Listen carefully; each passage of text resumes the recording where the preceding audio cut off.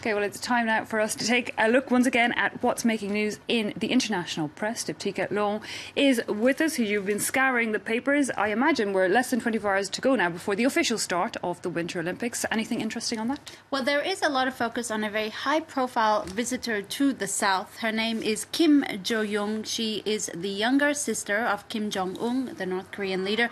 She'll be attending the opening ceremony on Friday. It'll be the first visit by a member of Kim's family to the south, so it's quite symbolic in that case. Who is she? Well, Jo-Yong is around 30 years old, reportedly close to her brother, and like him was also educated in Switzerland, becoming a computer scientist. She too, like her brother, has also been blacklisted by the US Treasury for severe human rights abuses.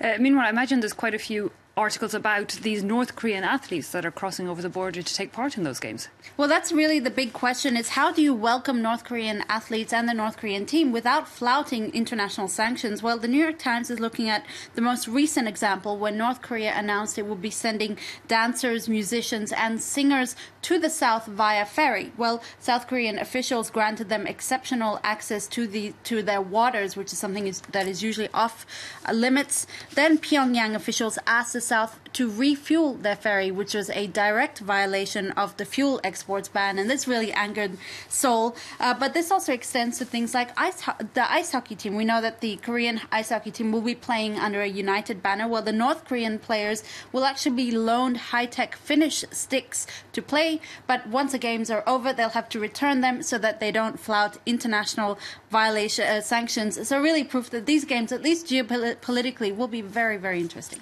Absolutely.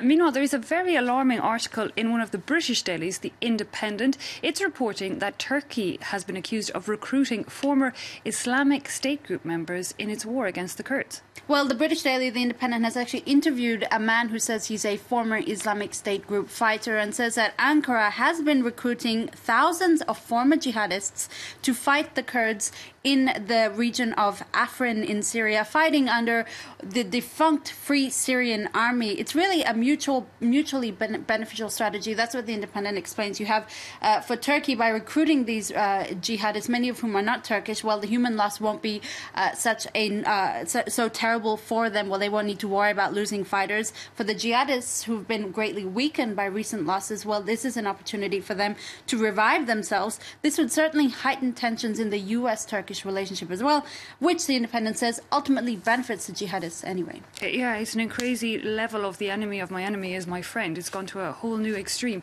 Let's move to Australia now, where the Deputy Prime Minister is embroiled in a sex scandal that brought the private and public lives of politicians once again to the forefront. Well, it is one of those age-old sagas that here in France we've dealt with time and time again and usually dismissed with, a Gallic shrug of the shoulders.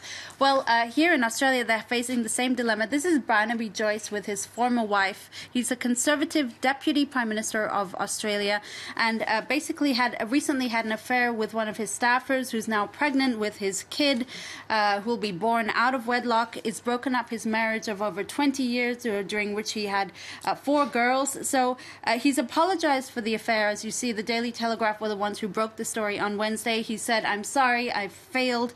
They're looking at the private and public lives, which is something that's also in a lot of the editorials that you'll see. Let me show you the Courier Mail. Joyce has actually lambasted the media for infringing on his personal life by revealing the scandal. But the editors at the Courier Mail say, while you generally respect the private lives of politicians, in this case, he's a really prominent figure. So, I quote, "What happens when he starts pushing a pram around Parliament House?" Not sure that would have really happened. Anyway, they also take to task his hypocrisy because he was one of the most vehement critics of gay marriage, advocating for, quote, family values.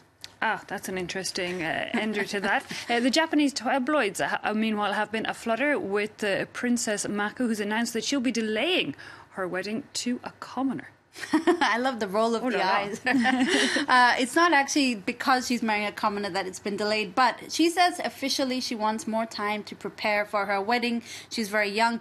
The Japanese tabloids, though, send something much more murkier. They say there's a financial scandal involving her fiancé's mom that could be the cause of this delay, or even the scandalous suggestion that his grandfather may be Korean. You'll remember that Princess Mako famously renounced her royal status to marry him. because he's a commoner, but obviously tabloids think there might be trouble in paradise. Okay, they do look, I have to say, very young in that photo. Finally, Diptyika, I know you've spotted an article. We're used to seeing hooliganism in football, but there now appears there's rowdy behaviour also scandalising a more genteel sport. That sport is crown green bowls, which is basically lawn bowls, a sport that's pretty leisurely, involving usually pensioners. Well, The Sun, the British tabloid, reports that a crown green club in UK's Shropshire have launched a blitz on, quote, boozed up players and fans. Drunk spectators have gotten into fights. They've verbally abused visiting teams and officials.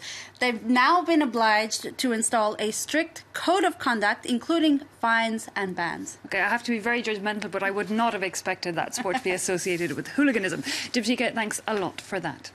Still to come this hour, our focus report takes us to meet Moroccan men who have won a 12-year legal battle with French state rail company SNCF. The court confirming that the men were discriminated against during their employment with the group and ordering the SNCF to pay €170 million in compensation.